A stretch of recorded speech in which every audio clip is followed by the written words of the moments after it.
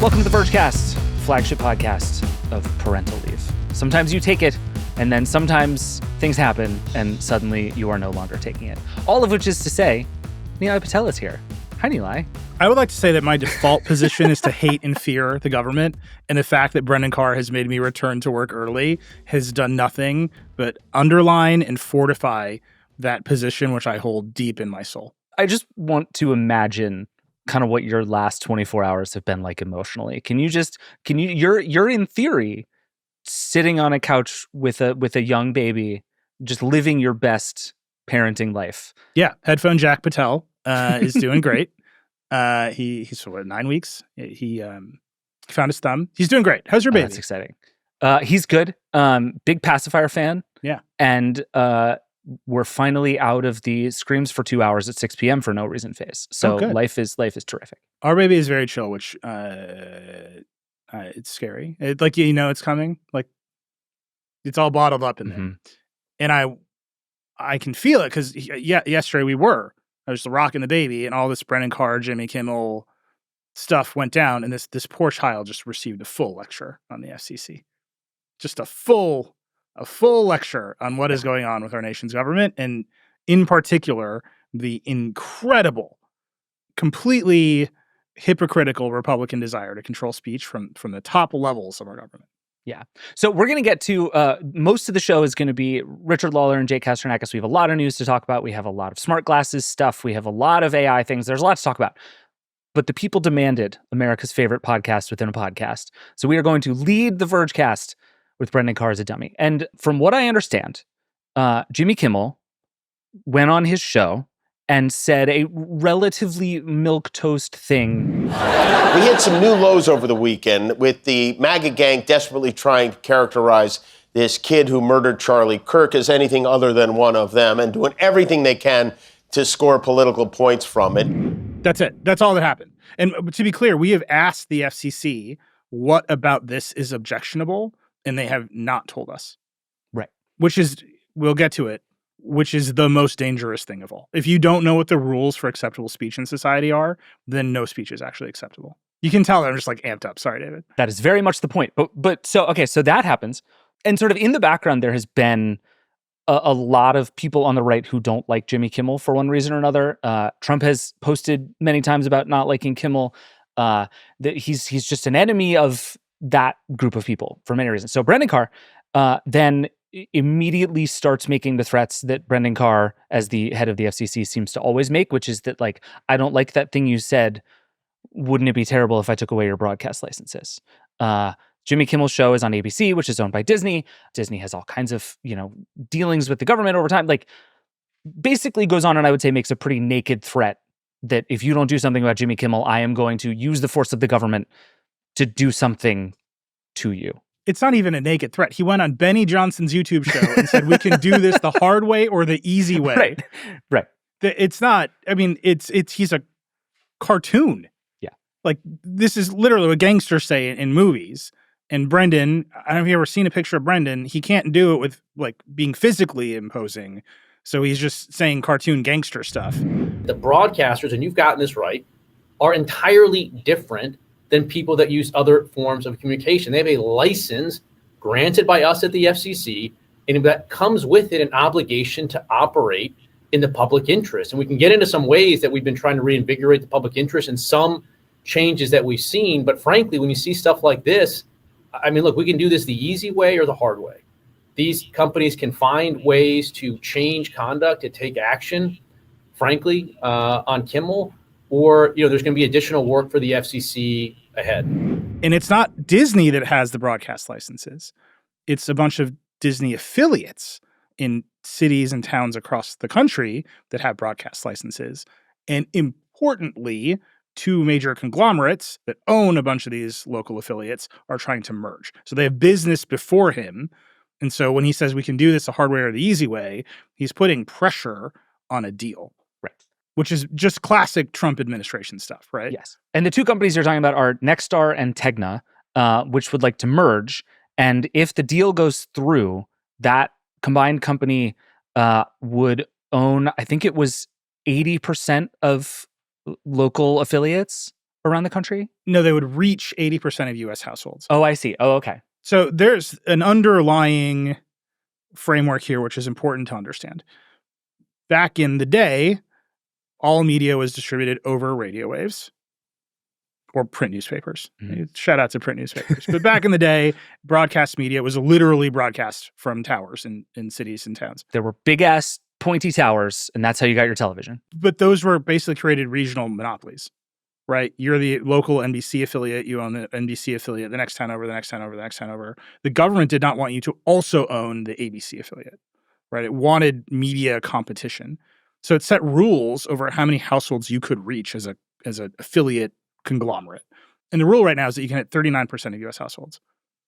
For a number of reasons, there's lots of criticism in this rule. Meta hits 100% of households. Right? Google hits 100% of households. Like the media landscape has fully changed. The idea that the broadcast owner in your town is a commanding presence in the media landscape, I think has fallen by the wayside. Right. It's the sort of rule that like the spirit of it made and makes sense, but it is completely voided by the actual existence of the world in which we live now. And there are good arguments to still have the rule. People make them, right? Lots and lots of people still get a lot of their news from broadcast television. Mm-hmm. Big events like the Olympics and the Emmys, all this stuff happens on broadcast television. There's still a lot of power there. And so one of the reasons you don't want massive consolidation of broadcast stations is then you get control over the information flow. Right. So the 39% rule has held for a long time. And in order for Nexstar and Tegnet to merge, they have to get a waiver of this rule to hit 80% of U.S. households. So now one company will have enough broadcast stations to reach 80% of U.S. households, which is literally double the limit.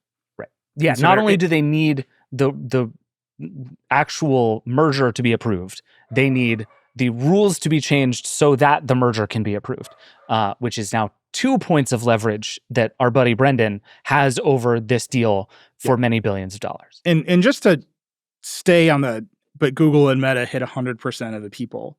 Yeah, they sure do. And this is the complaint. And I think it's a good one. Like, buy all the broadcast stations, man. Have fun. You're dead anyway. It does, you know what I mean? Like, that thing is dying. We know it's dying. But in the meantime, they're the ones who make the news. Do you know what Google and Meta do not pay for? The fucking news. That's why all the websites are going out of business, because there isn't money from those big distributors to pay for the news. So when you think about NBC's news division or ABC's news division or CBS's news division, which just got a government monitor because they wanted a deal to go through, well, that's where the news comes from. So you can put a lot of pressure on those news organizations. And even if they die, there isn't a parallel structure online for news. There really isn't. Like, however you feel politically, you cannot look at the digital media landscape and say, there is a thing here that has the resources, the history, the depth, and the experience of broadcast news divisions. It just doesn't exist. Yeah. Maybe it will one day, but it doesn't right now. So you're just in this transition period, and Brendan Carr knows he has a lot of leverage as those companies try to thrash their way into the future.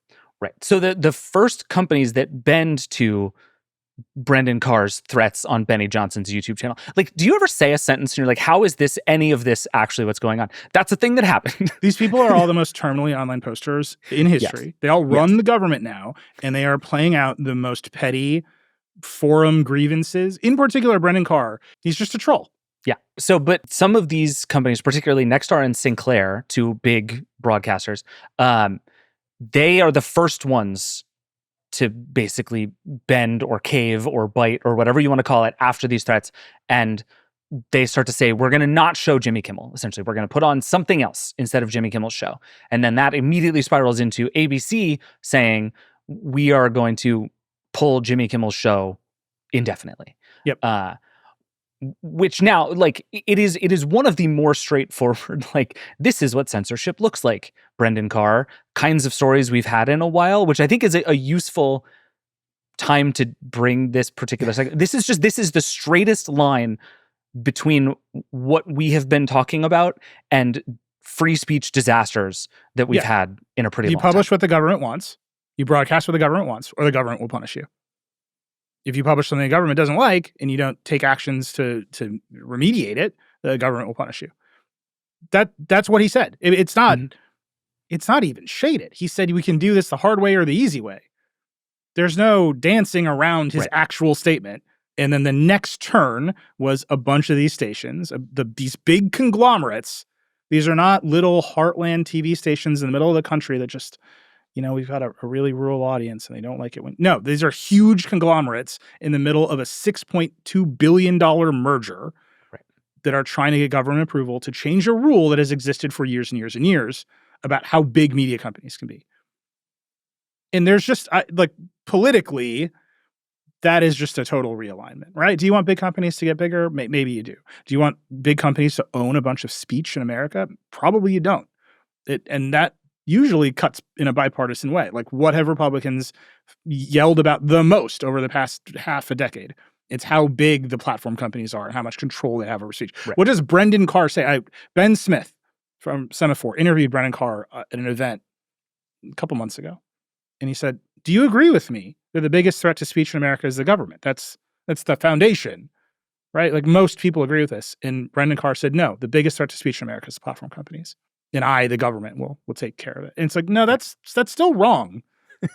Right? Well, and you're also you're kind of answering your own question while you try to say the other thing, right? Like, the government is going to stop to bring the platform companies in line. It's me, the government. It's like, no, that's why you're not supposed to use that power.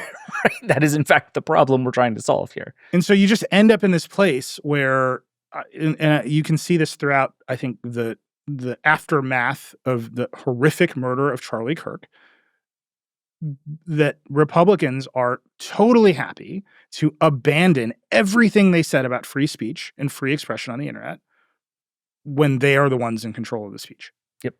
And this is why, for years I've come on the show, I've posted on social media, government speech regulations are bad. And the pushback is, but we should have some because you don't want racism, you don't want this, and I'm always like, but then the bad guys will be in charge. And they will do the things that always happen, which is they will start to put pressure on speech they don't like because you've given them the tools. You've opened the door. Over and over and over again, we've made this point on The Verge. For 15 years, we've made this point on The Verge. Addie turned that story about the Republicans waging war on the First Amendment in 5 minutes. Why? Because she and I have written that story 5,000 times. It's just sitting there, yeah. It's just, and she, I think that she just auto-completed it on her computer. She's got a keyboard macro that's do the First Amendment story. It comes out, right? Because we've done it so many times. Right. And Brendan, in particular, does not know he's playing with fire. He knows that he has power, but he's a dummy. He can't see the obvious hypocrisy of all of his positions add up to, now I'm the guy who canceled Jimmy Kimmel. And I actually think most Americans look at the government directly censoring speech and say, no, that's too far. I don't think that's a political situation.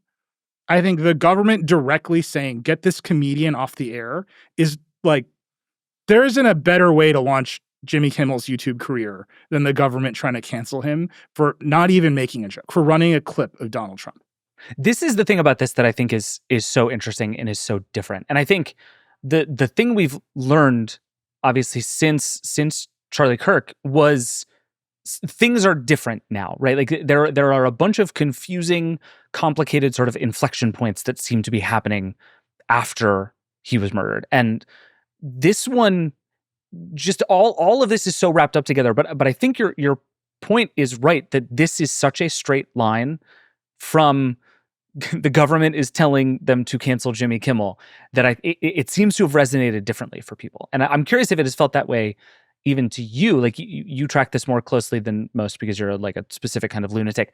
But I think this one just feels so visceral and so clear, and there are so few steps in the intimidation and the corruption and the coercion that it is people seem to get it. And I've just even been watching this on social for the last 18 hours.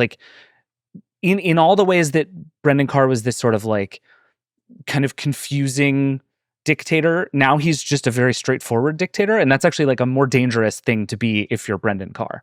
Yeah. And people see it differently now. Do you think this one is different because it is so, it's high profile because it's Jimmy Kimmel, who's a person everybody knows, but also just because the wrong thing is so straightforwardly obvious this time? I mean, we've just done a decade of comedians saying they can't say whatever they want, right? Like this thing you're saying about being legible. Man, how much do I rant about Brendan Carr? Like, my wife doesn't give a shit. Becky doesn't give a shit. Yeah. Becky loves a comedy podcast. She listens to all of them. They're always on in the background of our house. And I said, Jimmy Kimmel got canceled because of Trump yesterday, and her eyes got huge. And she said, I can't wait to hear what everyone has to say tomorrow. Because if you've done this much cancel culture, I've got to push back against the woke mob. You can't just say whatever you want for so long. If that is your brand, and boy, are there a lot of cultural commentators and comedians who've made that their brand. And then you look at not even a joke, not even a Charlie Kirk joke. No. If what we're saying is merely saying this man's name is enough for the full force of the government to cancel your show, well, we have a problem. I don't think that's actually very confusing at all. And underneath that is, there's a whole bunch of business stuff that's happening. Right, the broadcast television empire is fully in its last days. It's not coming back.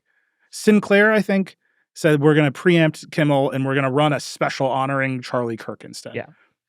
Yeah, dude, that's not going to do ratings. All those people are going to look at their phones instead. Like, you're not going to get numbers from that. There's no coming back. There's no bringing the audience back to broadcast television in this way. So I don't know what's going to happen with Jimmy Kimmel. I'm assuming he's a lawyer up. He's going to sue Disney. Everyone's going to get their money. And he's going to launch a YouTube show. And then he's going to start doing AG1 supplement and brand integrations. He's going to make millions of dollars like everyone else does. Because that is the shape of the modern media. And Brendan will get to preside over his empire of shit, of decaying broadcast networks, because that's what he has the statutory power to control, until the day he realizes that, that's not any good, and I should censor what Americans say on social media platforms instead. And it's just coming. You don't have to guess. Do I want to rule over the dead thing, or do I want actual control over what Google and Facebook distribute? And it's pretty obvious what he wants. Yeah. I mean, do you think this one comes back on Brendan in a different way because of it? Like, on the one hand, this is entirely internally consistent with everything that Brendan Carr has been doing since he has been in this job. So, like, the fact that he would play this card, not at all surprising. But I think this one seems like it might reflect back on him differently. He's a character. I mean, like, what have we done? We've been doing nothing but try to make this guy a character. Yeah. And thank you. A huge thank you to our audience who was like, it's Nilay. Come back. The people like, he's a character. This, we know. Nilay. We've been paying attention to him since the beginning because this has been his move. Right. And we've been inviting him on the show since the beginning because I think he's too dumb to defend these things from a coherent standpoint. I actually understand them from an exercise of power standpoint.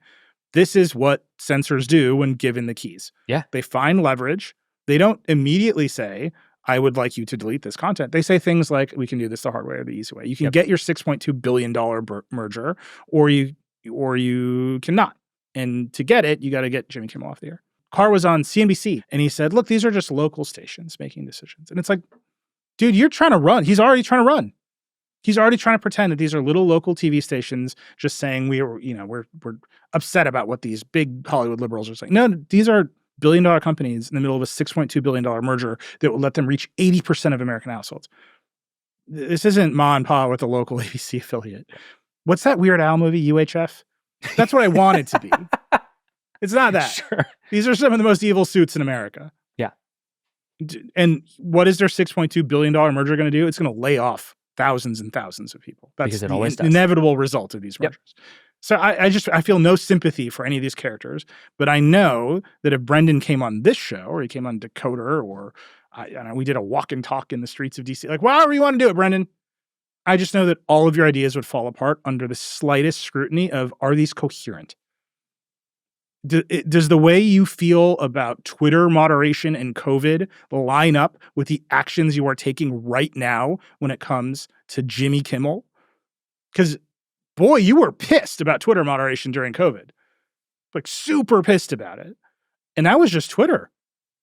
That was like, not everyone in America. Yeah. It was not the force of the government interfering in business deals to get favorable speech. And it just doesn't line up. So, Brendan, as always, I will come back from my leave early.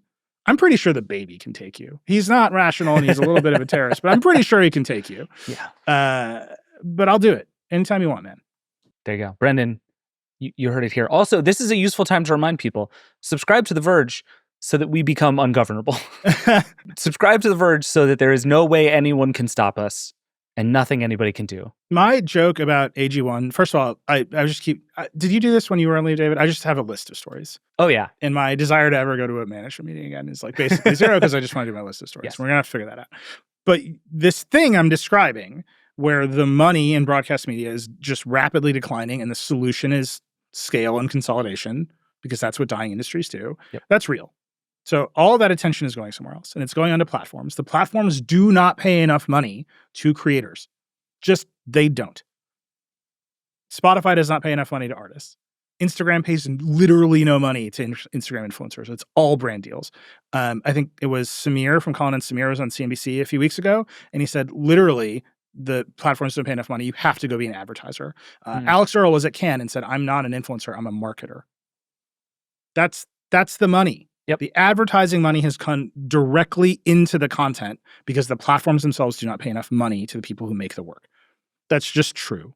There's a lot to say about that. I don't know how sustainable that is even over time. That's why I had Hank Green was guest hosting Dakota. That's why I really wanted him to talk to Amy Lanzi, who's the CEO of Digitas, the big ad agency. That's a perspective I don't have. I'm not a creator like that. All this is to say, we don't do the brand deals. You can't do a brand integration here. I'm saying this, and I know that like the executives of Vox Media are like, why? Because they want us to. That's the money. They can all see the money we're not making, and the promise that we make them is our audiences will pay us money, and we'll make up the gap. So that's how we're going to keep talking about it. But the thing that I don't want to get into is, oh boy, our big Nike brand integration is on the rocks because a bunch of gamer gators said Charlie Kirk's name on our show. Right. Because we invented a podcast called Brendan Carr is a Dummy. Yeah. You see what I'm saying? And like that is where the next set of pressures is going to come in the media ecosystem because no one's actually making enough money just making the work. The work has been devalued to almost nothing. It's brand integrations. It's literally AG1 supplement reads. What are you going to do? Fine. Everyone go make their money. I'm not, right? People have solved the problem. I can just see where the next set of pressure points is. And like David said, I don't like it. Nope. I don't like being told what to do. So that's my pitch for this subscription. Let's have fewer things to be used against us. Make Nilay more ungovernable. TheVerge.com. Subscribe. All right, Nilay, you go back to break. We're going to take a break. I'm going to be back with Richard and Jake. We're going to talk through all the rest of the news of the week. You're going to be back with us for real in a few weeks, but not just yet. For now, go enjoy baby time. But thank you for coming and doing this. Yeah.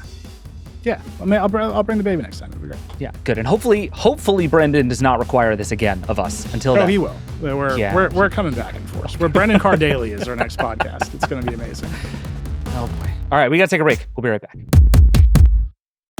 Support for this show comes from 1Password. Even if you are careful about security, there's no way to know that everyone in your company is. Not everyone is careful on every SaaS app they use. That's why Trellica by 1Password makes security simple for every employee on every application. Trellica by 1Password inventories every app in use at your company. Then, pre-populated app profiles assess SaaS risks, letting you manage access, optimize spend, and enforce security best practices across every app your employees use.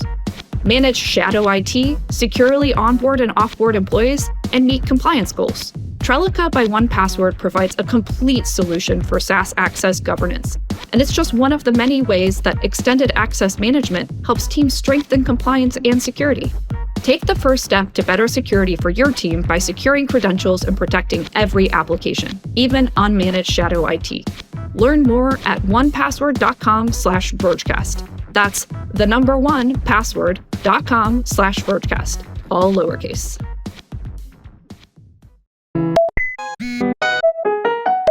All right, we're back. I will never forgive Brendan Carr or the United States government for making us do the first 20 minutes of the Vergecast about this. I will never forgive them, but it was nice to have Nilay back. We have released Nilay into his baby care and weekend. Now let's get on with the good stuff. Jake Kastrenakes is here. Hi, Jake. Hey there. What did Nilay do? Nilay just came in firing. It was nice to have him back. Richard Lawler is also here. Hi, Richard. Hello, let's talk about sports, but not the Packers. Who have you been yelling about the FCC to recently?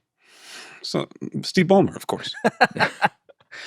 Richard, you and I are going to do a sports thing because one of the angry feelings I've had this summer is that watching sports is a nightmare, and maybe I just don't like sports anymore. Maybe the simplest thing to do is just not like sports anymore. So we're going to come back to that. Do you ever like sports?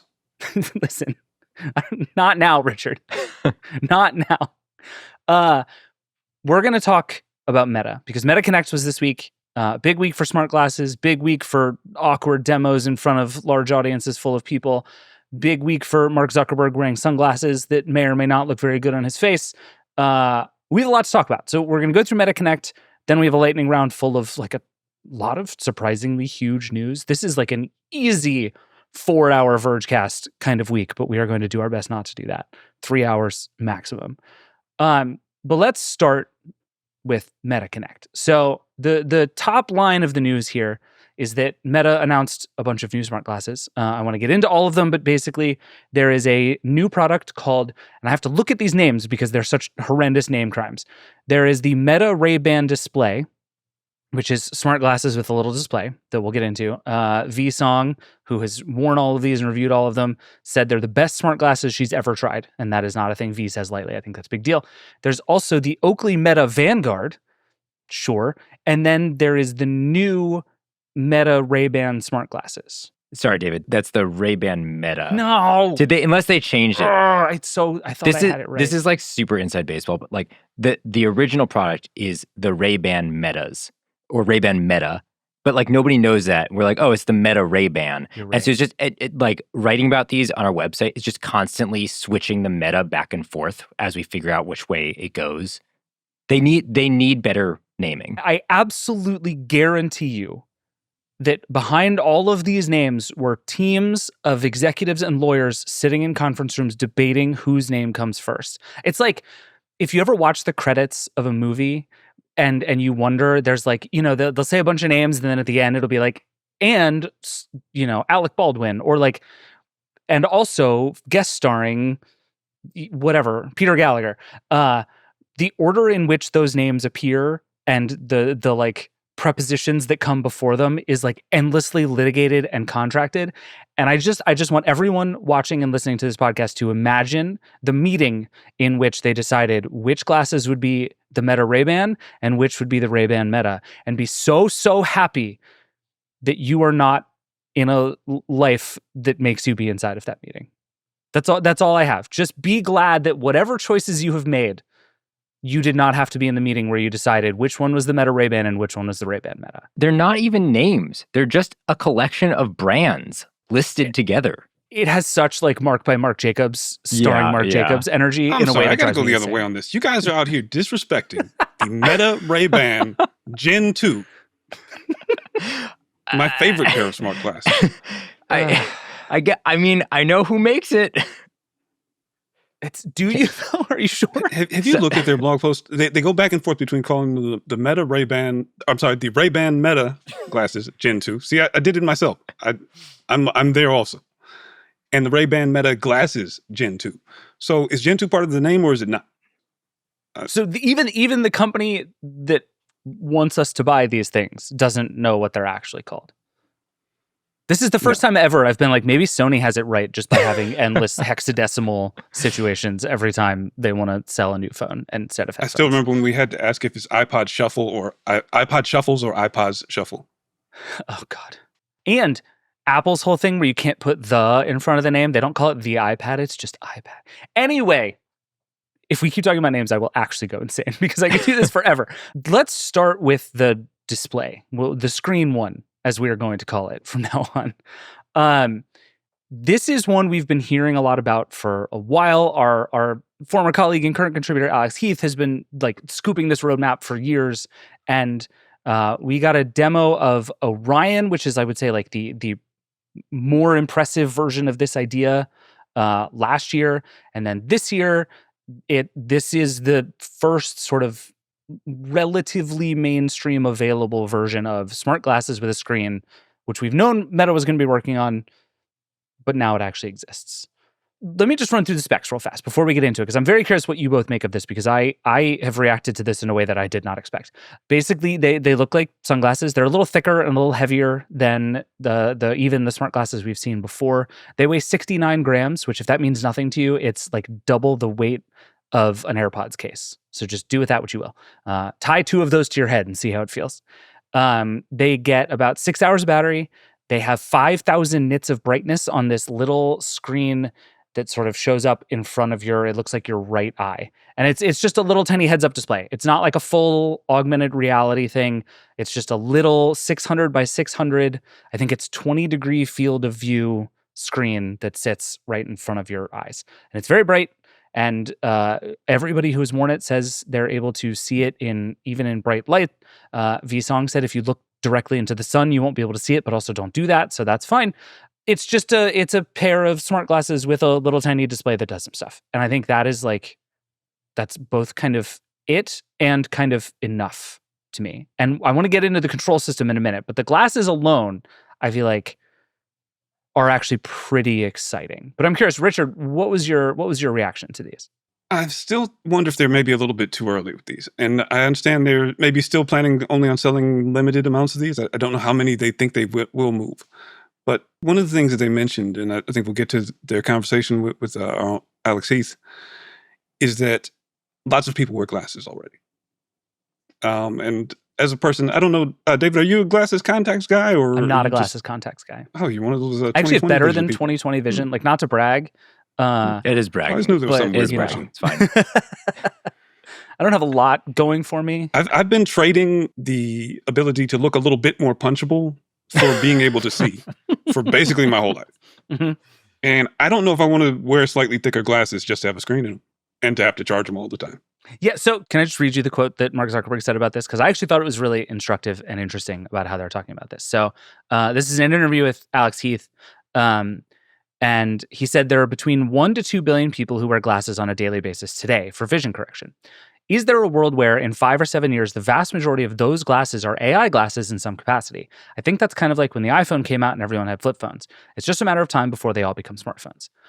I would say the iPhone comparison there doesn't make any sense. Like, that is, he just described 2 completely different things, where it's not that everyone who had flip phones upgraded to smart, like that's just, none of that is how it worked.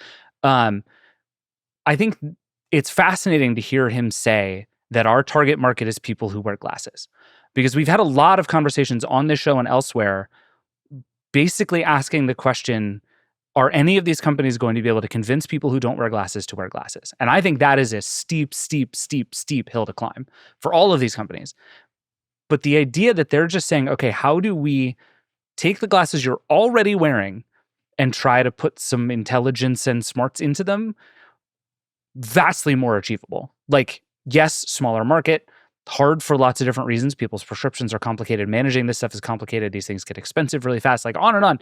But I think thinking about that as the target market is just really interesting to me and not at all what I expected. So like he's after the 2 of you who wear glasses, and he is trying to convince you way before he tries to convince me that these things are worth wearing all day, every day. Also, like, to Richard's point, I'm wearing wireframe glasses right now. Like, wireframe glasses listen, I'm not going to put myself out there as like a fashion expert, but I feel like they're much more in than the like super chunky, thick hipster glasses that I think the Meta RayBan display glasses are much more in line with.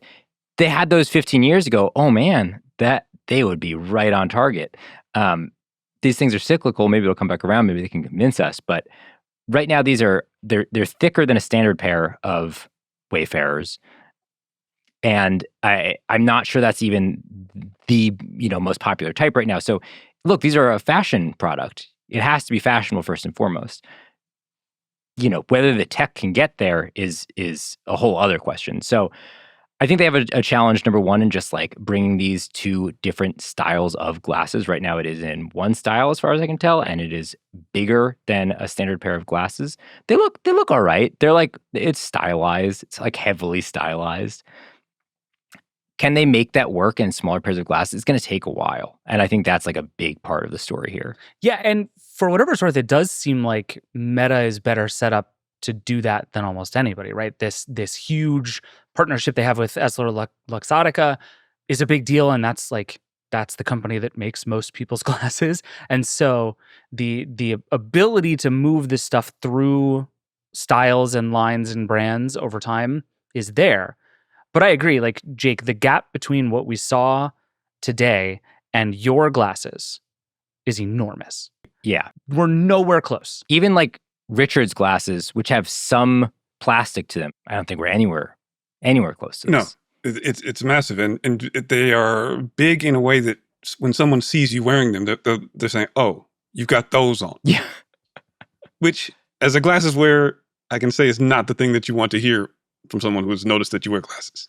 Oh, you've got those on is such a real thing that's happening right now in all of these spaces. Because I think, to me, like, I have the original Meta Ray-Bans that I like a lot, and I wear them mostly to use as headphones. And ironically, as they've become more popular, people are noticing them more on my face, which is not what I expected. Like, you expect this stuff to sort of blend in as you start to see more people wearing it. You don't notice somebody wearing AirPods anymore, right? Like, you don't clock AirPods as they go by. If I wear these, I get constant notices because, like, you can tell because people inadvertently make eye contact with you because they're looking at your eyes. And so as I'm walking down the street, I'm constantly getting people who are just like sort of giving me these sideways glances as I walk by them. And yeah, that is not what anybody is looking for with their pair of glasses, I don't think. The screen does seem to be good, right? They did it. It is. And this is the thing that is, like, fascinating about this whole road that Meta is on right now, is it seems like the screen works. And to me, if you're gonna get a pair of glasses like this, a screen makes absolute perfect sense, right? A bunch of the stuff that they're talking about doing on this is simple things like being able to get turn-by-turn directions in your heads-up display. Perfect use case for this kind of thing. Live translation in front of your eyes as you're talking to somebody. Perfect use case for this kind of display. Like, using your vision to line up a photo that you're taking with the camera in your glasses. Perfect use case for this kind of, like, if we're going to do smart glasses, they need displays. I think we've known that for a while. And it seems like if you're Meta, you've got it, if not right, then largely right. Like, we'll have to see and, use the thing and review it properly. But I think you're right. It does seem like the early returns on this thing are that Meta kind of got it right. The question is just, even more so, is this a thing that I want? I don't know. And I think the thing that I'm so struck by with this one in particular is there is this weird kind of distant look you get in your eyes when you're looking at a heads-up display that is just awkward in life. And a lot of our coverage pointed this out. And I think it's just a strange thing that, like, no, you're not going to be able to see my screen if I'm wearing these glasses, right? Like, if you and I are just sitting here looking at each other and we're both wearing glasses, you're not going to be able to see that my screen is on. But you're going to be able to see that I'm focusing my eyes kind of up here and not on you. And it, like, a lot of the pictures I've seen kind of make it look like people are just sort of staring at nothing. And it's just this weird distracted thing that's happening. And at the same time, the not knowing is just as big a problem to me. Like, we went through this with glass holes, and this question of, like, are you recording is a problem. And so not only are you recording, but are you listening to me? Are you paying attention to me? Are you looking at me? Is, like, there's so many, like, social cues that a pair of glasses like this totally destroys. And I don't know how we figure that out. I sort of worry that we are completely past that, right? You think? Oh, yes. Because Google Glass came very early smartphone era, right? Mm-hmm. People were not used to screens and cameras being everywhere yet. 10, 15 years on, you can strap 10 cameras to your face and somebody's just like, yo, what's up? Like, that's right? Like, the other pair of glasses they make, they're headphones and cameras on your face. Nobody cares, right? But like, that's kind of the point, right? Like, I think if I put a GoPro on my face, you know the answers to all of your questions already, right? Like, I'm wearing a GoPro on my face. Yes, I have a camera on that is recording you. If I'm just wearing a pair of glasses that has a camera in them, like, the subtlety is actually the problem in a strange way. If this thing just had a big ass screen that, like, came out of the glasses and folded down and you just saw it right here, that would be worse in some ways, but better as in a like human interaction kind of way, because then at least I know what's going on. Whereas my read of you as a person is now totally incongruous with reality. It's like the transparency mode in AirPods, which I think this is borne out in a lot of interesting ways. Like if you guys are wearing headphones and you go into a store, what do? If you're up at the counter at the coffee shop, you have both headphones in. Do you take one out? Do you just pause your music and talk through your headphones? Like, what do you do? I usually just pause the music and talk. Okay. Jake, what do you do? Oh yeah, I'm taking them out. Yeah, it's like it's in the way. I mean, it's like the same thing if I go into a store and I'm wearing sunglasses, like I'm going to take them off to talk to somebody. I will always like performatively take out one of my headphones to be like as I'm walking up, just to make it very clear that like, yes, I am listening to you. Like, because I think it communicates something, right? And there's like, you can see sometimes when somebody is talking to you and you're wearing headphones, they don't know if you can hear them. And there's just a million things like this in modern life, and smart glasses exacerbate every single one of them. And Jake, you're probably right that if we're not over that yet, we will get there quickly. And I'm not saying we should. Or we'll get used to it or whatever. But it's just, I don't know. This is just a thing I keep thinking about. And even looking at pictures, it's like there's something uncanny about some of the pictures we took, even of V, where she's looking at the camera, but she's not looking at the camera. And you can feel it. And it's strange. I don't know. That said, these glasses seem awesome. I mean, I'm so torn on. Well, this is the thing. Like, they've been building toward this for many years now, and they've been pretty public about the fact that they're building toward this.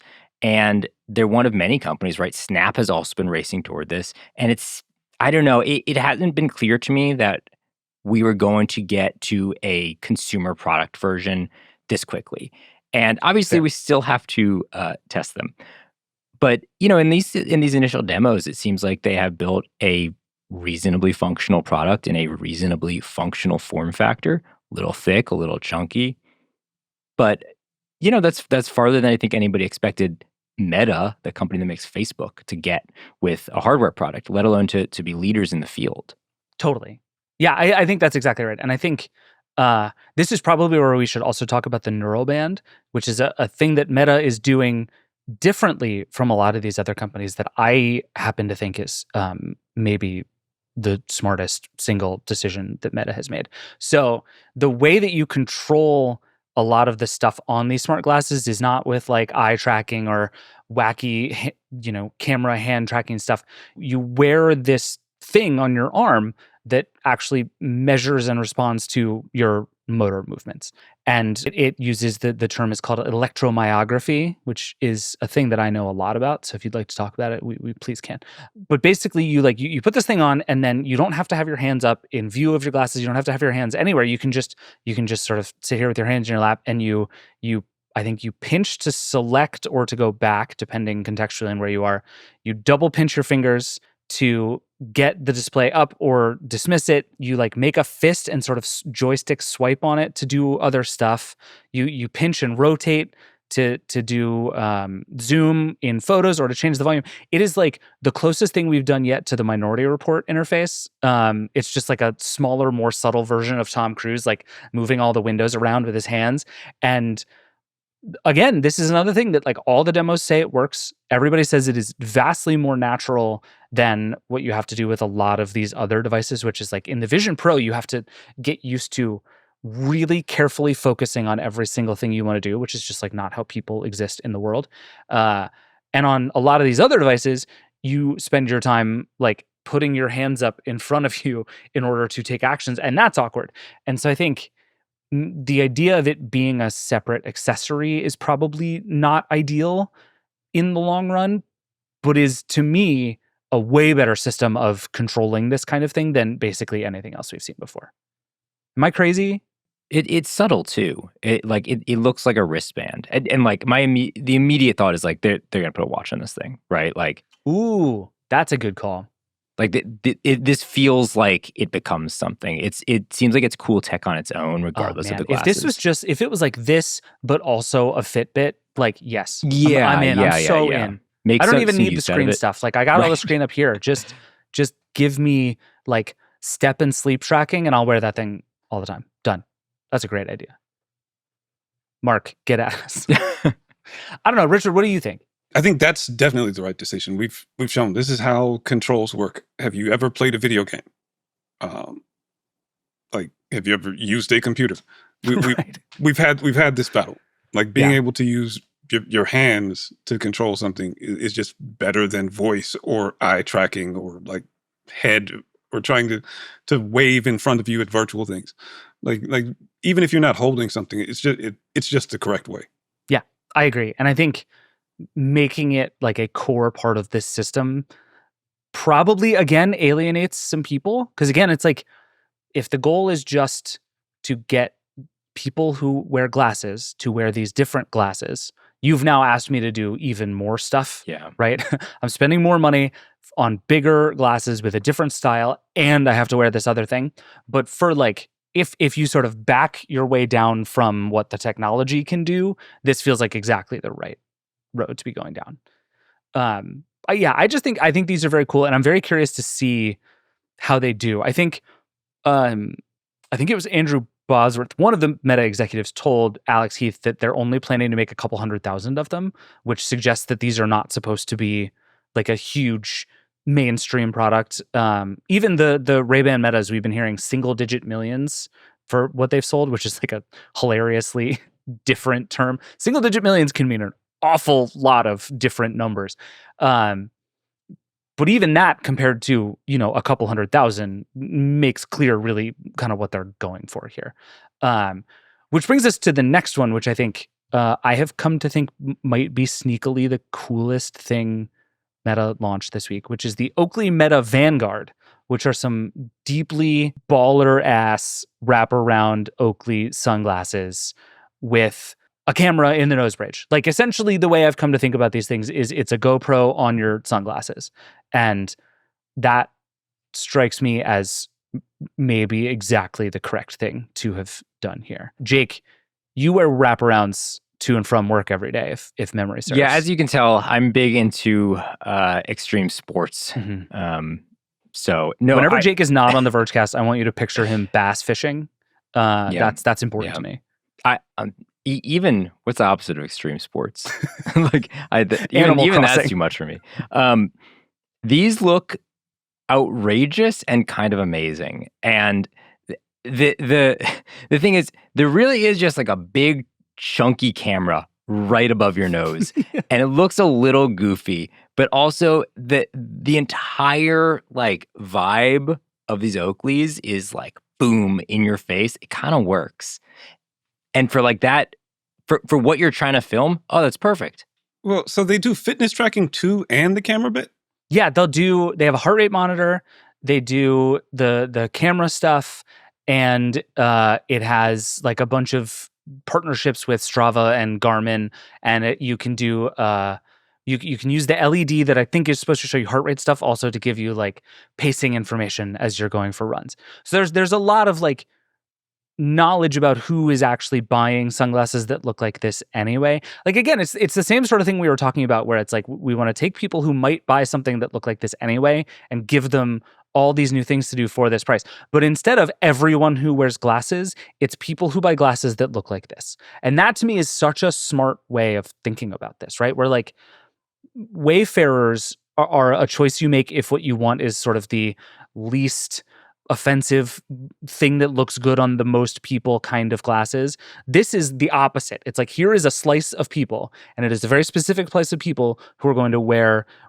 tinted, rainbow-colored, cool-ass wraparounds, and we're just going to give them things that those people might want. And that is a completely different way of thinking about what smart glasses might be, but to me is like, if you want to make one that works right now for people, that's how you do it. I think there's a really interesting distinction there. The Meta RayBan displays, the Display Smart, those are smart glasses. They're glasses with a screen that show you stuff. All of these other ones, they're fancy headphones in the shape of a pair of glasses, right? Yes. Like Said. The AirPods now do heart rate tracking. These are just AirPods that also like block the sun, right? That is a thing people want and buy, right? People like fitness tracking. People like headphones. People like sunglasses. Combining all three makes a ton of sense. And being good at one doesn't necessarily mean you're going to be good at making true smart glasses. So I think like there's still a lot they have to prove out with that idea, but were they early to this, let's stuff headphones into a glasses form factor and let's start making that, even more useful and more valuable? Absolutely. And the Vanguard, like as kind of ludicrous of a product as it seems, they're just putting more and more like useful things that people already buy and want into a pair of sunglasses, which again, to your point, David, there's already a market for these sunglasses. Now they're just making them better. It's cool. Right. Yeah, and it's like I think if you're a Meta and you want this stuff to be useful to people, that's the way to do it. Find sunglasses people are already buying and put the things that people are doing when they wear those sunglasses into the sunglasses. And one of those things is like bass fishing with a GoPro on. And again, there are like a bunch of features on this that suggest that who this is for. Again, right? The battery is even longer. It's 9 hours of battery. Like you said, Jake, they're pretty chunky and thick.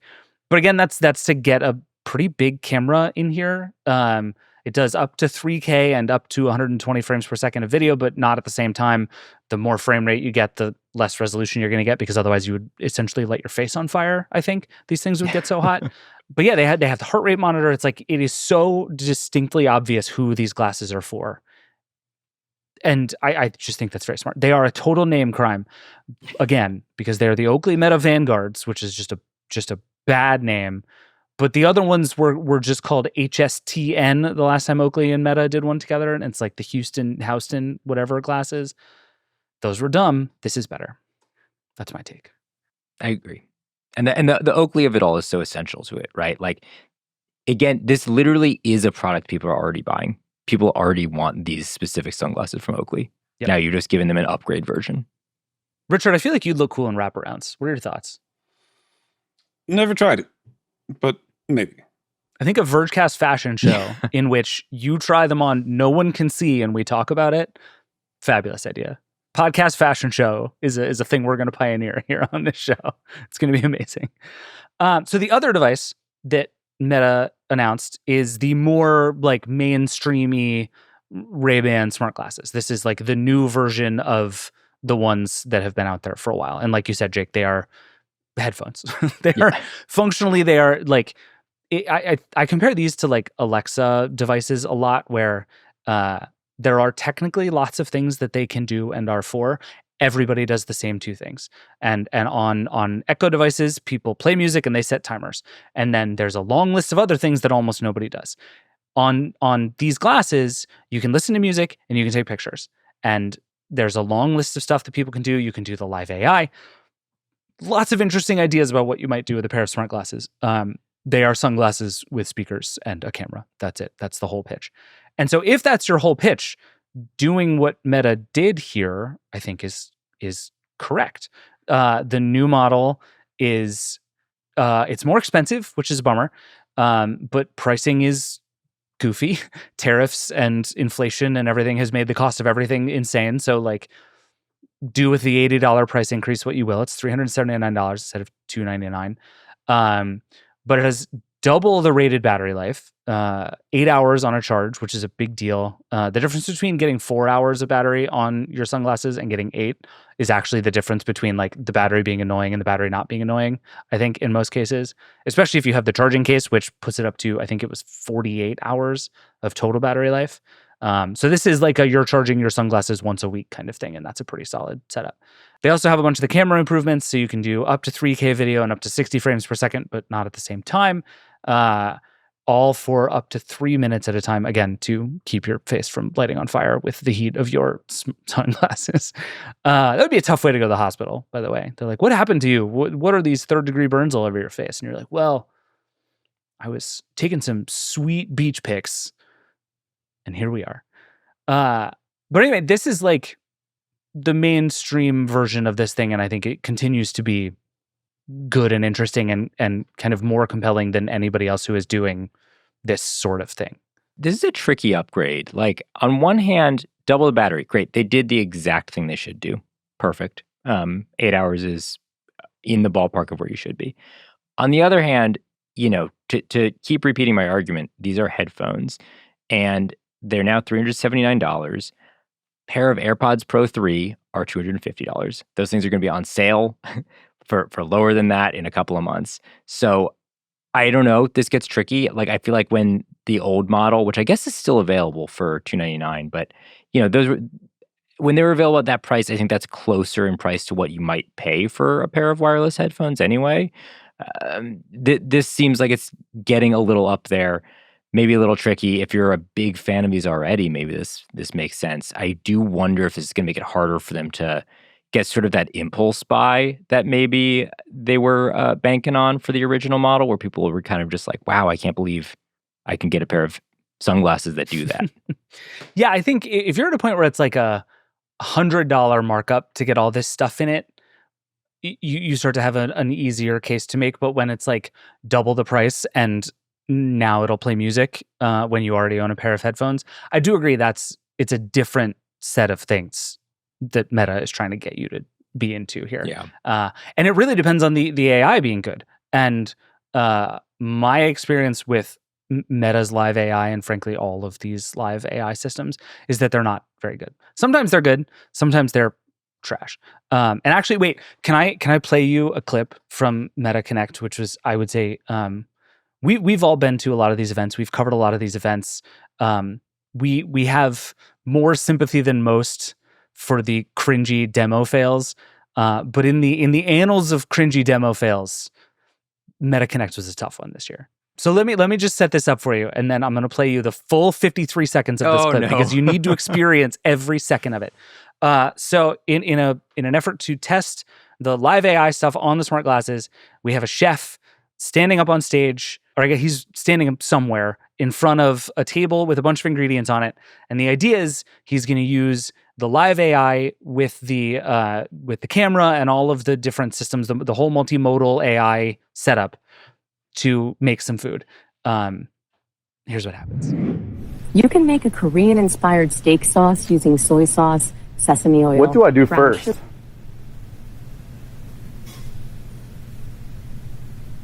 What do I do first? You've already combined the base ingredients, so now grate a pear to add to the sauce. What do I do first? You've already combined the base ingredients, so now grate the pear and gently combine it with the base sauce. All right, I think the Wi-Fi might be messed up. Sorry, back to you, Mark. It's all good. You know what? It's all good. It's, the irony of the whole thing is that you spend years making technology and then the Wi-Fi at the day kind of catches you. All right. Can we just say, first of all, that was obviously not a Wi-Fi problem. Nope. It's like extremely not a Wi-Fi problem. And not the only time that happened. Yeah. That was the start of the demo fails of the day. It was tough. Yeah. But it's like, that to me was so illustrative of like the whole AI experience. Like, imagine being in front of lots of people doing this demo, and even just in your own kitchen trying to talk to the AI, and it is like you've put all the base ingredients together, and actually what's happening is you're standing in front of an empty bowl and you've done nothing. That experience is so awful. and because it's AI, because it's voice, because it's sort of directionless like this, it's not clear where to go. It's not clear how to go back. It's not clear how to fix things. It's not clear how to start over. Like, the UI of this is so unfinished, and the quality of it is so intermittent. I've been stuck in this thing so many times too, where it's like you're just trying to ask a simple question, but you need the answer before you can do something. But because you're doing it with AI, you've gone down some insane, impossible rabbit hole. And the idea that I'm going to like trust my ongoing day-to-day life to this thing that I can chat with, it's like, you can just see why it breaks all the time. And it's not because of the Wi-Fi. It's just not. So, okay, I'm curious, are you guys pro these live demos? Like, do you think that companies should still do these despite the very obvious possibility of failure and embarrassment like this? Right? Because the obvious thing is that then everybody makes fun of you. Right? It's just very easy for them to not do these and to script these. Yes. I mean, I have spent years wondering how valuable these events are at all for these companies. But also, like, I love live demos. And I think the flip side is when these live demos work and are cool, it's really impressive. What we've seen is a lot of even quote unquote live demos are not live. So even the ones that seem live, you should take with a real grain of salt at this point. These things are so on rails. And like, I think about the truck demo where the so-called self-driving truck was just rolling down the hill. Like it's some of this is not real, but I genuinely applaud Meta for trying to do this stuff live on stage. And Google sometimes tries to do it live on stage, although even it is going more towards some of these canned demos. Like, it's just, you should be able to do this in front of people if you're going to ship it to the world, right? Like, if the demo fails, maybe your product's not done, I think is kind of where I land. Yeah, I mean, if you're telling me this is going to work at my house, sometimes the Wi-Fi is bad. Sometimes a step has been missed, or the AI just doesn't catch something the right way. If it can't recover, then that kind of is the question. That is the whole sales pitch, and you should make it. And I think largely that when these failures happen, if the product is good when it comes out, people forget about it very quickly. Yeah, but then when it sucks, everybody goes back to these launches and it's like, oh right, it sucked. What they really did is they should have taught this poor chef how to actually use the glasses. Like, this is such a like, he was given a set of things to say, knowing the responses he was going to get, and they just put the whole demo on rails. And it's like, what actually needs to happen if you want to use one of these systems is you need to learn how to use it. Like, if you want to be good at AI, you need to learn how to do good prompting, and you need to learn how to engage with the thing, and you need to learn how to back it up, and you need to learn how to start over. Like, they're going to fail. And actually, we've seen some of these demos. OpenAI has actually done this a lot in some of its product launches, where it is people who are clearly like conversant in speaking with an AI system.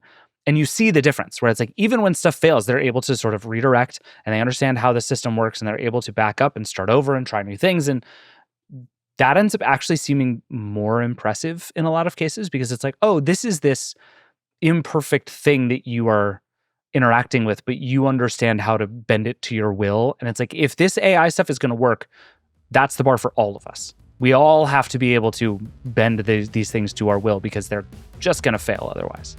But also, like, please keep doing live demos. It's so much more fun to cover when they're live demos, whether they're good or they fail. Anyway, we should take a break. Then we're going to come back and we're going to do the lightning round. And I might wear my Meta RayBans the whole time just to really freak everybody out. We'll be right back. Support for this show comes from LinkedIn Ads. When you're running your own business, every decision could feel like make or break, and you can't afford to waste a penny. So if your B2B marketing is still falling short, it may be because you're preaching to the wrong choir, whether you know it or not. If you want to reach the right professionals, use LinkedIn Ads. LinkedIn has grown to a network of over 1 billion professionals and 130 million decision makers, according to their data. That's where they stand apart from other ad buys. You could target your buyers by job title, industry, company, role, seniority, skills, company revenue, all so you can stop wasting budget on the wrong audience. That's why LinkedIn Ads boast one of the highest B2B return on ad spend of all online ad networks. Seriously, all of them. So get your ads in front of the right people and make your B2B strategy work. You can spend $250 on your first campaign on LinkedIn Ads and get a free $250 credit for the next one. Just go to linkedin.com/Vergecast. That's linkedin.com/Vergecast. Terms and conditions apply. Support for this show comes from Wealthfront. When markets feel unpredictable, finding a safe place for your money can be hard. With Wealthfront's cash account, earn a 4% APY on your uninvested cash from program banks with no minimum balance or account fees. Plus, you get free instant withdrawals to eligible accounts every day, so your money is always accessible when you need it. No matter your goals, Wealthfront gives you flexibility and security. Right now, open your first cash account with a $500 deposit and get a $50 bonus at wealthfront.com/brain. That's wealthfront.com/brain. Bonus terms and conditions apply. Right now, open your first cash account with a $500 deposit and get a $50 bonus at wealthfront.com/brain. That's wealthfront.com/brain. Bonus terms and conditions apply. Cash account offered by Wealthfront Brokerage, LLC. Member FINRA SIPC, not a bank. The annual percentage yield on deposits as of July 31st, 2025 is representative, subject to change, and requires no minimum. Funds are swept to program banks where they earn the variable APY. All right, we're back. It is time once again for the lightning round. Jake, it's been a week. Are you over it? How are you feeling? This has hurt me to my core, David. There's not a night that passes that I don't sleep. The sound of thunder causes anxiety for me now. It's like love lost now. This is yeah. It reminds me of what things could have been. Things were. Listen, it's not. Be glad that it happened. You know what I mean? Don't be sad that it's over. Be glad that it happened.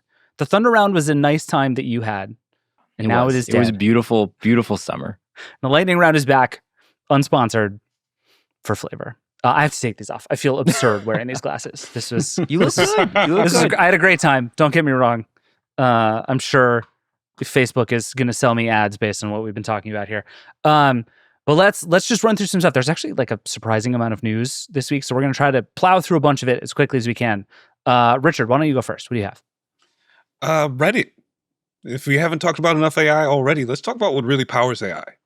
You, posters, people who post on the internet, who have their opinions about things.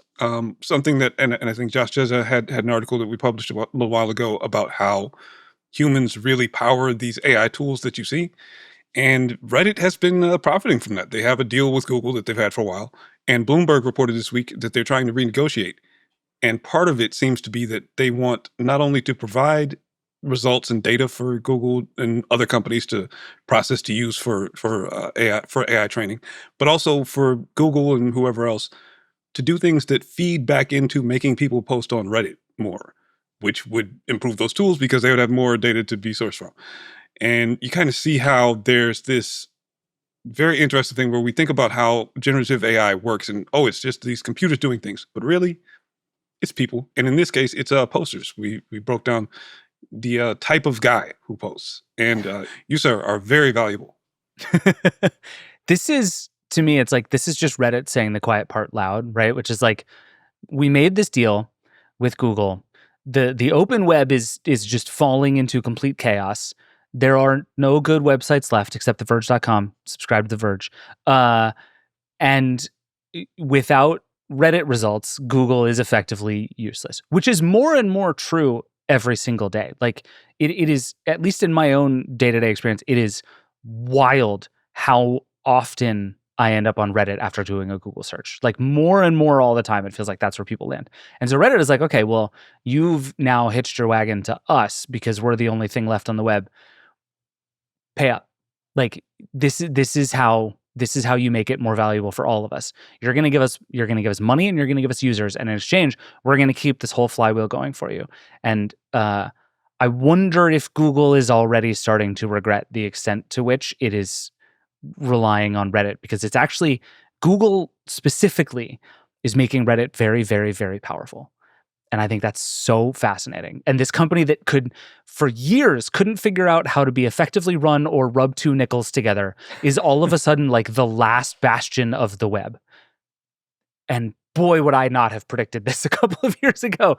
But it is now, and now it's in a position where like Reddit's really powerful, because you're right, Richard, like it is the most valuable, consistent resource of humans on the internet right now, for so many different things. Yeah, and part of the reason why it's so valuable and so consistent is because it's moderated, and so many other areas aren't.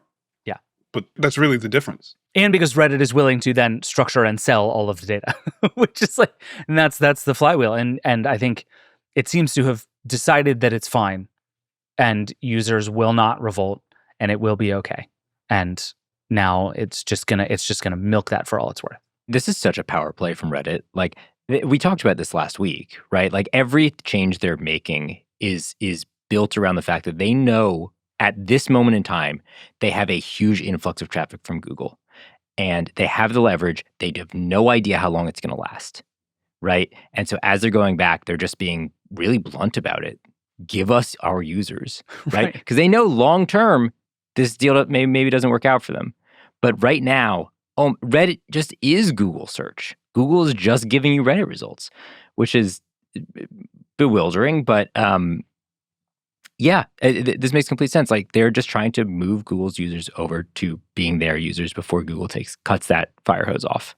Well, and you would think, and we talked a little bit about this last week too, so we shouldn't spend too long on it, but there's one way to look at this that is like Reddit is in this incredibly precarious position, right? Because as soon as Google turns down the algorithm, it'll die, right? So there's like, is Reddit trying to like get while the getting's good? But then the reporting we've been reading, particularly from Bloomberg, suggests that actually Reddit is trying to get a lot more money out of Google, which really makes it seem like Reddit knows Google has nowhere else to go. Like, yeah, it is genuinely possible that Reddit is the last thing keeping plain vanilla Google search from being useless for lots and lots of things, because it's being totally overrun by AI slop and nonsense. And so for Reddit to come in and say, not just like, we need guarantees that you're going to keep sending us traffic, but we want more money, is such an interesting like inversion of power from the way that any other website that relies on Google for traffic is able to negotiate with Google. It's just nuts. All right, Jake, you're up. What do you got? Okay, this has been going on for a while. We're finally coming to the end of this saga. Allegedly, the US and China may finally have come to a deal on TikTok. TikTok was supposed to get banned earlier this year. There's like a federal law about this. I don't know what has held it up. I do not know exactly what the problem is. Yes, you do. Yeah. Corruption and chaos. Like, we can just say what it is. Like that is correct. So apparently, maybe possibly this week or this month or soon, who really knows with these things, there's some forward motion. It sounds like they have buyers. The thing that is interesting to me, and this has been coming out over the past like several weeks or maybe months, but there's apparently still a point of the current deal, is that TikTok has built a new version of its app just for the US. And once this deal goes through, everyone in the US is going to have to stop using the current version of TikTok and go download this new version of TikTok. And I am curious if you guys think that is going to be a disaster for them, or if everybody's just going to be like, okay, new TikTok, whatever. Like, that's a lot to ask of people. I think disaster. I think, like, on the one hand, my general belief is that most people don't want to download apps. I also think TikTok is very important to society at this moment in time. So like, if anybody could bully 100 million people into downloading an app all in the same day, it's probably TikTok. But it just feels like a mess. Like, there's just no way this transition goes any kind of smoothly. The report has been that basically Andreessen Horowitz, Silver Lake, and Oracle are going to be the major owners, which is like its own mess. And like, what's less cool than Oracle owning TikTok? Like, I literally couldn't think of a less cool owner for TikTok in the United States. But to me, the new app thing is like, if anybody can do it, it's TikTok, but I kind of doubt anybody can do it. Well, to your last point, David, I wonder if one of the questions I have is, who do you trust less with your data? The Chinese government or Larry Ellison and Andreessen Horowitz? And I'm not sure what the answer to that question is. It's a terrific question. It's kind of where we are.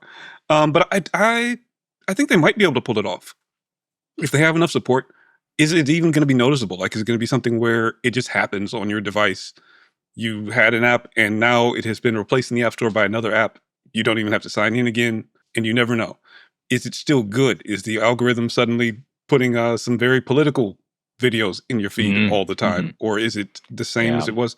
I feel like now even sometimes like the TikTok algorithm can vary wildly from one session to another. But if it's still the same TikTok and if it's not too much of a lift, I mean, this is the app where people were learning Chinese and downloading Red Note. So they need their TikTok. That's real. Yeah. I mean, we've seen a little bit of what it looks like when you have to get to a new app to do TikTok things.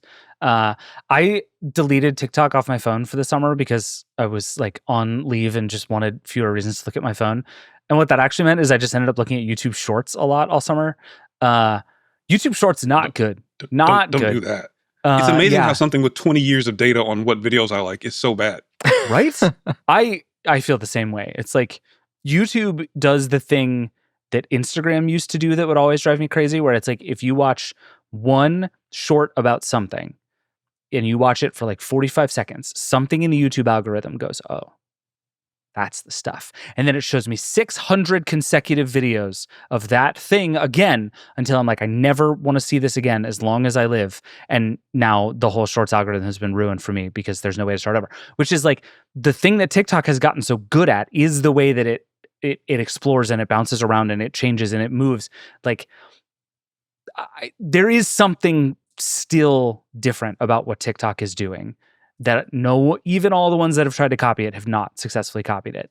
So we'll see. I just want to say before we move on, I call bullshit on all of this. I don't think any of this is real. I don't think the deal is going to happen. I don't think TikTok is going to get banned. I think we are just going to live in this limbo state forever. If I'm wrong, please play me this clip of me being wrong because I will be thrilled to never talk about this again. But I think all of this is nonsense. I think that's a reasonable prediction. Yeah. All right. I have two that we're going to just talk about very quickly. One is I would just briefly like to yell at Qualcomm for its name crime of the week, which is that it took the Snapdragon 8 Elite and updated it to the Snapdragon 8 Elite Gen 5. And if you're saying, David, what about Gens 2, 3, and 4? I don't know. They don't exist. And here is Qualcomm's blog post explaining this stupid naming decision. It says, it might look like we skipped generations, but the truth is simpler and more powerful. Snapdragon 8 Elite Gen 5 marks the 5th generation of our premium 8 series platform since we introduced our new single-digit naming and visual identity. So while the naming may look new, it's actually a continuation of our established framework.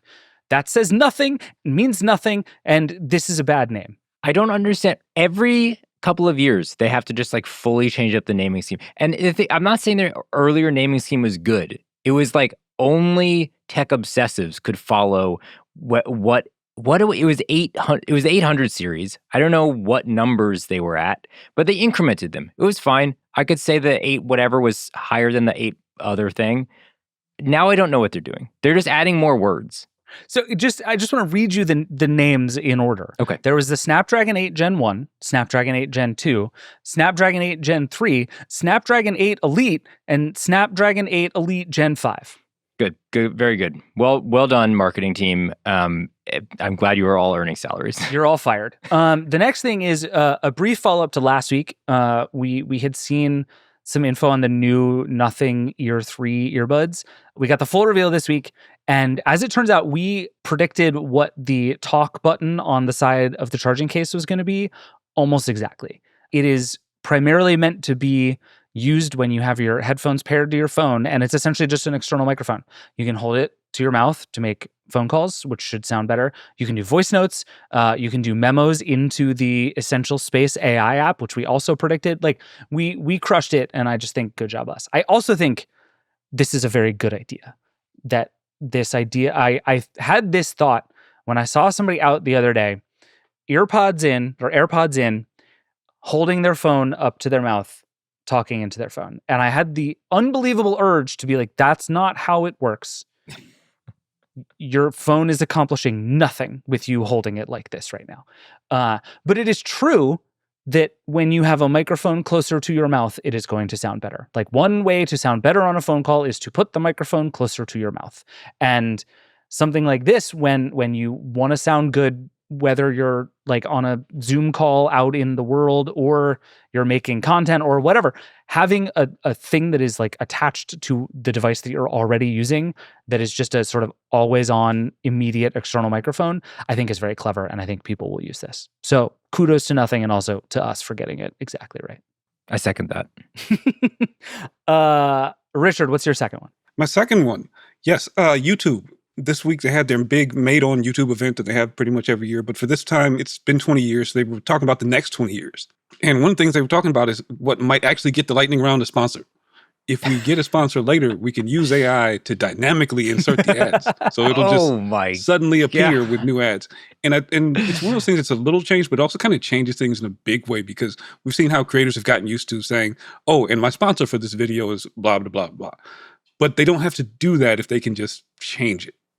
Like next week or next year when they get a different sponsor. And the way that you make money on YouTube is getting some pretty big revamps. The way that people use AI to do different things on YouTube, to enable shopping. But one of the things that it seems like is that YouTube is in a pretty significant way becoming a shopping channel. Yes.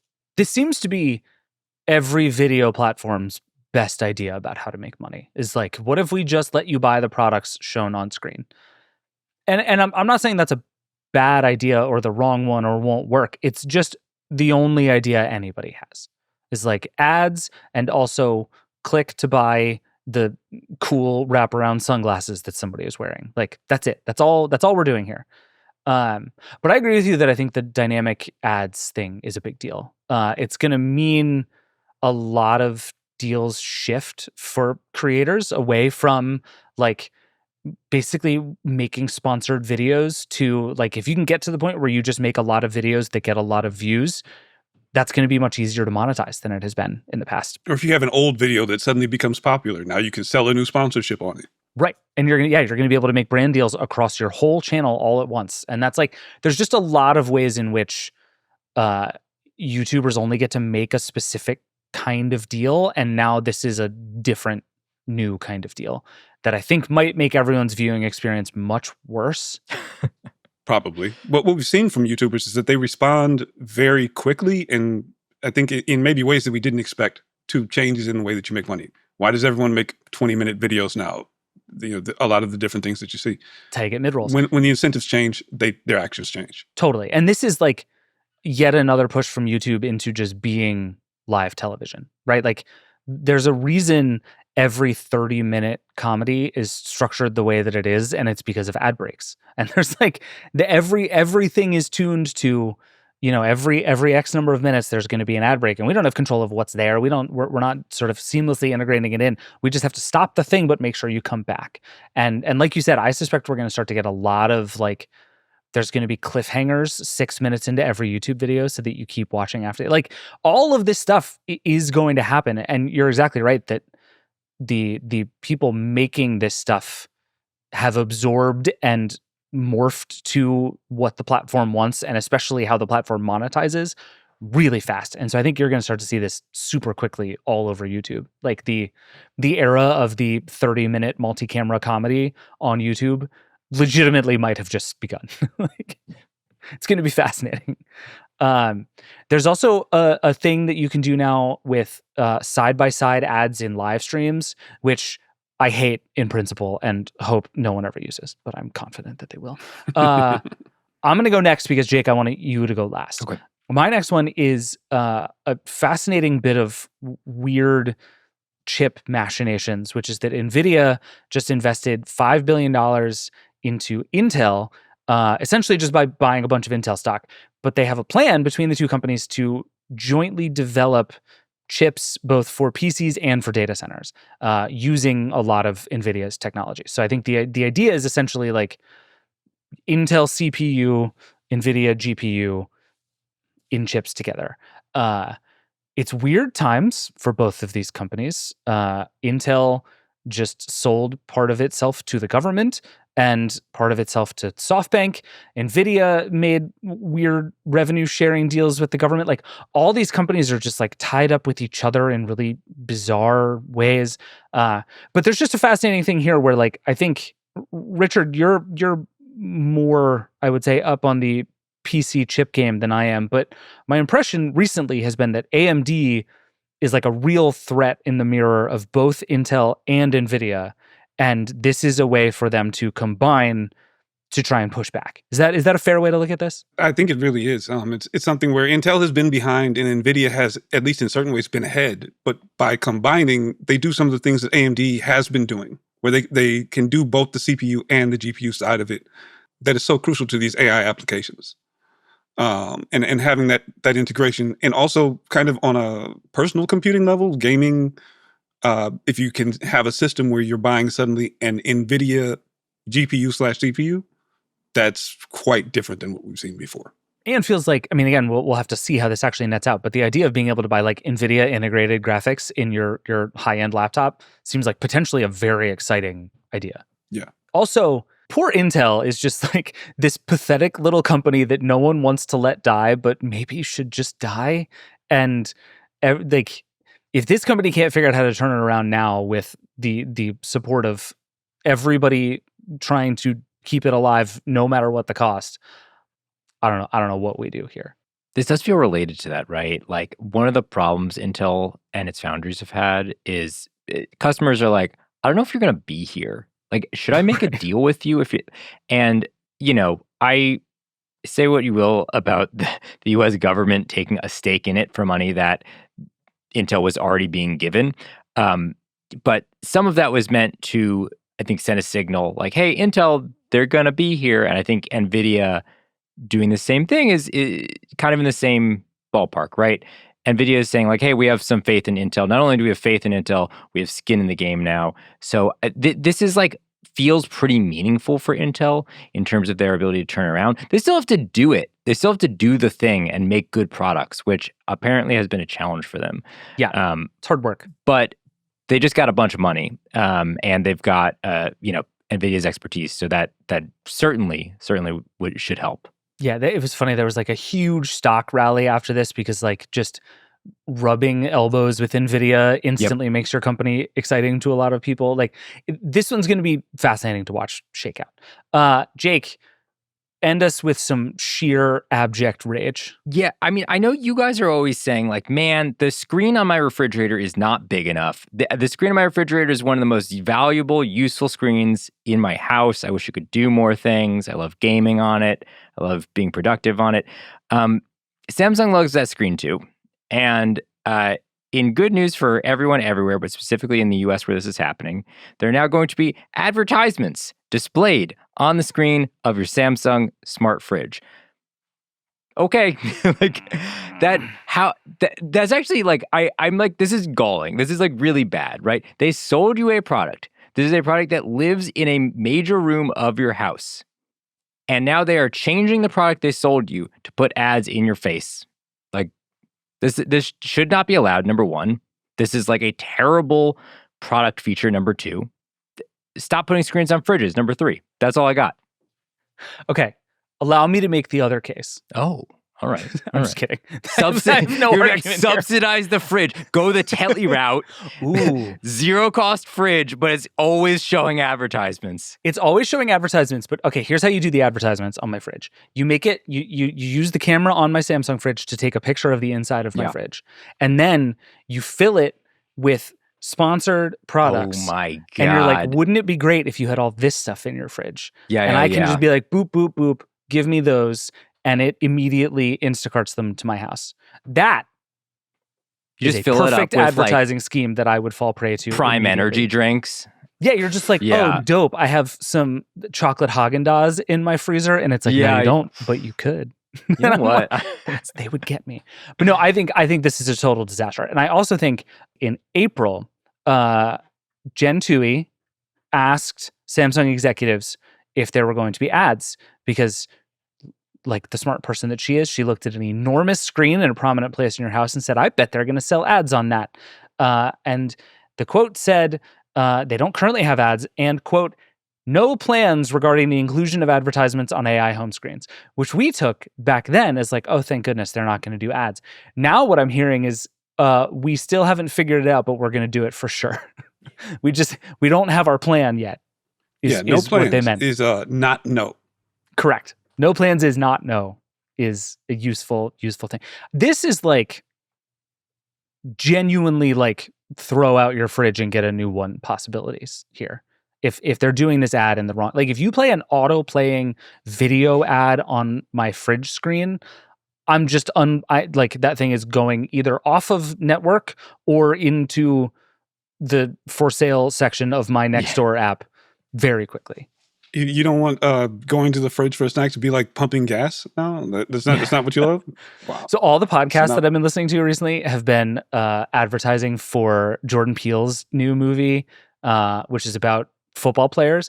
And it's this very like creepy low voice. He kind of sounds like Harrison Ford talking about, and I'm just imagining every time I walk into my kitchen, it's like coming this fall. Just like I'm gonna walk into my fridge at 2:00 in the morning, and there's just gonna be some scary person on my fridge to promote Jordan Peele's new movie, and I'm gonna throw my fridge through a window. The end. This is the worst idea of all time, and I hope Samsung just immediately walks it back because it should. Jake, you're not mad enough about this.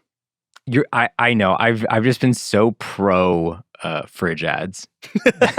Just all the time. I've been like, the money they're leaving on the table. They put a screen in everybody's kitchen. No. It's really on us for not seeing this coming.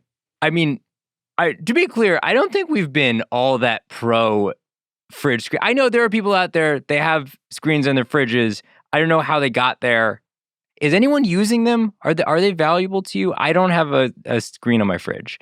But I think don't trust Samsung with that is the lesson. Yeah. That said, if you work for Telly and you decide to go ahead with your refrigerator, Jake would like some credit. All right. We have gone way over. There's too much happening. If everybody could just stop for like a minute and not do all of your news in September, it would be great. We would be very grateful. There's more coming, by the way. There's an Amazon event scheduled for September 30th, so in 2 weeks. We think we're going to see the next generation of Echo stuff now that Alexa Plus exists and now that Panos Panay, who used to run Windows and hardware at Microsoft, is running the stuff over there. That should be interesting. There's some more Google stuff coming. There's just a lot going on this fall. So we'll be here a lot, but also if everybody could stop, that'd be great. But for now, we should get out of here. Richard, Jake, thank you for being here with me. This was a delight. Nilay is off doing God only knows what. We'll see him next time there are speech crimes, so presumably very soon. If you have questions about any of this or other things you want us to talk about or feelings about whatever is going on in the world, you can always email us at vergecast@theverge.com. You can call us. 866-VERGE11 is the hotline. There are an increasing number of people who want to get in the Slack room that automatically pulls in all the voicemails we get on the hotline. So keep them coming.